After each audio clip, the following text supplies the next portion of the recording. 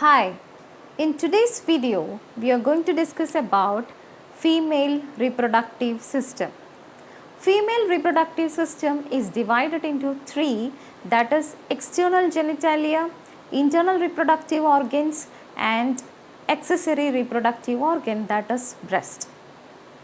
So today we are going to only discuss about the external genitalia and its structure. So what are the main functions of external genitalia? External genitalia means which is visible outside. It's also known as vulva or pudentum. So the main functions of external genitalia is the first one, that it helps in reproduction. Because the vagina is present over there, so it is a receptive site for the sperm. So it helps in reproduction. Second point, the passage of menstrual blood. So it helps in menstrual flow. The third main function is it is the passage way of child at the time of birth. So it acts as the passage for the baby. So these are the main three functions of external genitalia or vulva or pudentum. So we will see the structures of external genitalia. The first structure, that is known as Mons pubis. So usually the external genitalia starts from the symphysis pubis and it ends in the posterior aspect or the perineal body. So here we can see the symphysis pubis and here it is the perineal body. So we will see one by one the structures. The first it is Mons pubis. So here you can see there is a fatty, that is the cushion-like structure, and it is made up of fibrofatty tissues and it forms a cushion-like structure, and that structure it is known as Mons pubis. It is also known as Mons veneris. So after attaining the puberty, the hair growth starts over the Mons pubis. So this is meant by Mons pubis. And second part, that is the continuation of the Mons pubis. There is a two parallel lines of foldings are coming, that is fatty foldings are coming, and that is known as Labia Majora. So there are two lines of, that is parallel lines of fatty tissue, that is known as Labia Majora, that is on both the sides, and it also filled with hairs.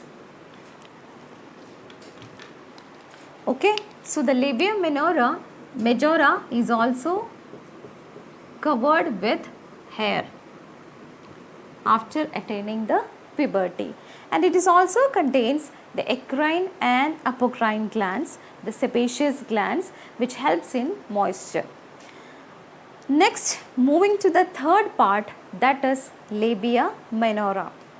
So Labia Minora starts from this just close to the inner portion of the Labia Majora. We can see the Labia Minora, and that also the two parallel skin foldings, and it covers the vestibule. So these are the two skin foldings just inside of the Labia Majora, and it is known as Labia Minora. Okay, so this is also known as the lesser lips, and it is also known as the greater lips. Okay, so the one main peculiarity is there is no hairs, no eccrine or apocrine glands are present over this inner skin foldings, that is the Labia Minora. Okay, but the sebaceous glands are present in order to keep the area moist. And moving to the third portion, okay, so here you can see one small protrusion of skin. This area is known as clitoris. This area is known as clitoris. So clitoris, just above to the clitoris, a skin folding is there, and it is known as pubis. prepuce. So this clitoris is similar or homologous to penis in the male. So like the foreskin in the penis, here the skin folding is there, that is known as prepuce. Okay, so the clitoris, it's consisting of 3 parts, but only one part, that is the glands, that is protruded outside nearly about 1.5 to 2 centimeter in length, that we can see it on the anterior area. So only the glands is, out of these 3 parts, only the glands is protruded outside. The other 2 parts are the body and the crura. Okay. So here the clitoris is having so many nerve endings and all, that is why it is highly helps in the sexual activity of the female, or we can say the organ that is helping in the orgasm in females. So that's about clitoris and the skin folding that is on the anterior portion, that is known as the prepuce. Moving to the downward part, or we can say that, okay, one more thing, where the 2 foldings or the 2 labia majoras are coming in contact or maybe fusing together at the lower portion or the posterior area, that is known as posterior commissure.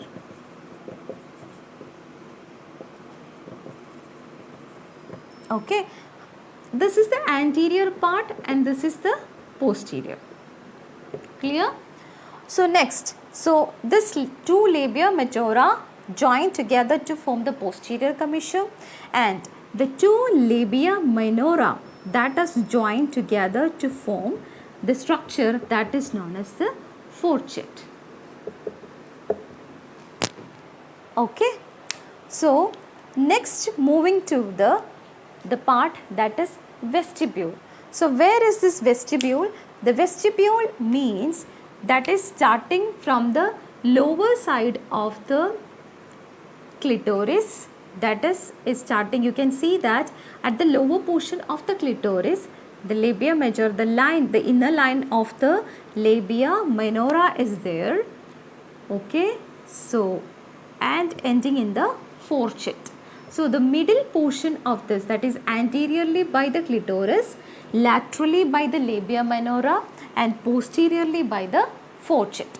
Okay, and the center portion, you can see an almond shaped structure is there, and this portion is known as vestibule.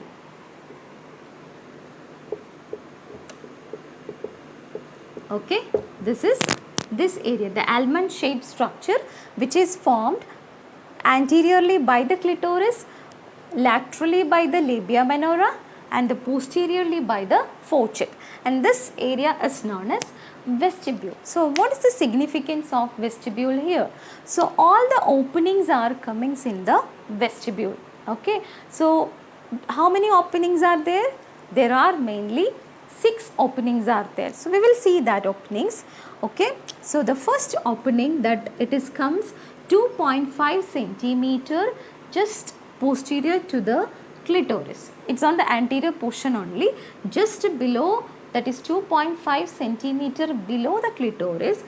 One opening is coming here in this area, and this is known as external urethral meatus. Okay, so this area is known as, the opening is known as external urethral meatus. So you know that what is the function of external urethral meatus or the urethral opening. So this is the first opening. The second major opening, that is vagina. Okay, so on the lower portion, okay, the one another opening is coming, and that is the vaginal opening. Okay, so this is the vaginal opening or vaginal introitus. Vaginal introitus. Okay, so this is vagina. So here one more structure. You know that what is the significance of vagina? Okay, so for the menstrual blood, passage of the menstrual blood, for the passage of the childbirth, the reproduction, everything is the main function of vagina. So and next in the vagina, there is a structure is there that is partially covering. Okay, so this partially covering structure, that is known as hymen. Okay, so this partially covered structure of the vagina is known as hymen. So what is the function and how it is, what is the main function of this hymen? So in many of the people are having one thought that is hymen is determining the virginity of the female, but it's not correct. Hymen may break at any time during the exercises, okay, during any of the strenuous activities they may break. So we can't able to say that hymen is determining the virginity. Okay, and one more thing, the hymen is partially tearing at the time of childbirth or at the time of sexual intercourse. Okay, so after the childbirth, the hymen is tearing and a nodular structure is forming over there, and that structure is known as carunculae metiformis. Okay.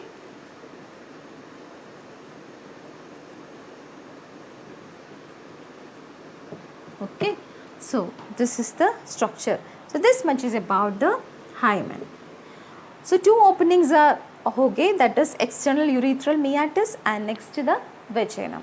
And moving to the next opening, there is a paired opening is there, that next just below the external meatus, and these two openings, what is the name of this? And this is known as skenes gland. Okay, so this next just below to the external urethral meatus, the paired glands are there, and that is known as skenes glands. So skenes glands, the main purpose is the ducts are directly opening into the vestibule, so that is why always it helps in moisture, giving the moisture out there. So that is the purpose of the skenes gland, and it is also known as lesser vestibular glands. And next moving to the another opening that is on the vestibule, that is bartholins glands. Okay, so just below to the vaginal opening, here two ducts are there or the glands are there, it is known as bartholin glands. So just below to the vaginal introitus, on the both sides two glands are there, that is known as bartholins glands.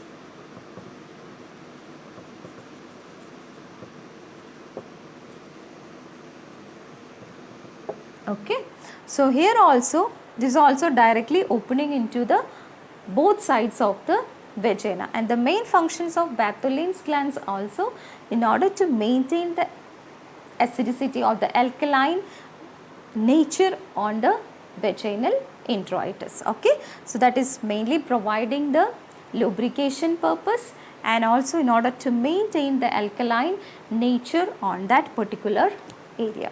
Okay, so this is two bartholin glands, and just above to the bartholin glands there is a muscular structure, it is there, and it is known as vestibular bulb.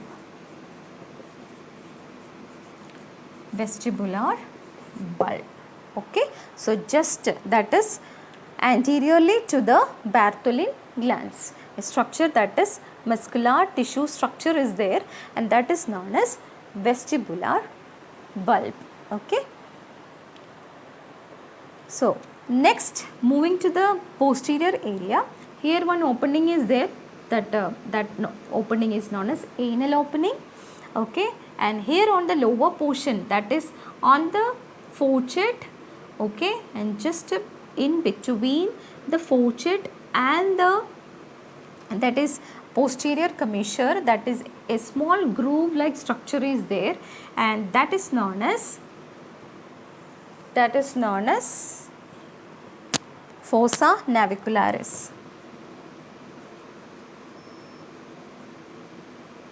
Fossa navicularis is small groove like structure, and next to that, that is up to the fourchette, and next that is between the space, okay, fourchette and the anal opening, there is a triangular shaped structure is there that is forming, and that is known as perineal body. Perineal body. Okay.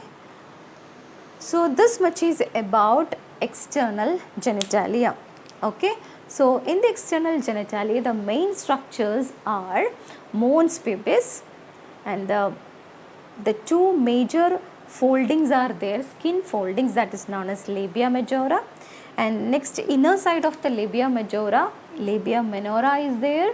Okay. So this is Labia Minora, and upper portion there is a small protruded structure. It is about 2 centimeter in length. Small protrusion is there, and that is known as clitoris. Okay, and from the end of this clitoris, okay, anteriorly with the clitoris, laterally with the Labia Minora, and posteriorly with the fourchette, a small, that is almond shaped structure is formed, and that is known as vestibule, and all the openings are comes in the vestibule. Okay, so we can say these all structures are covering and protecting this major openings. Okay, the first opening, that is external urethral meatus, and this next is the skenes glands. Okay, it's a paired structure, and the major opening, that is the vagina. Okay, at the end of that, it is a partially covering structure is there, that is known as hymen, and opposite to the lower end of the vagina, two glands are opening, that is known as bartholins glands. Okay, bartholins glands are also known as greater vestibular glands. Okay, so and next it is about the small groove like structure is present over there, and it is known as fossa navicularis. So I hope you understand the structures which is present in the external genitalia of female. Okay, so here I am ending the class. In the next class we will see detailedly about the internal reproductive organ. Bye.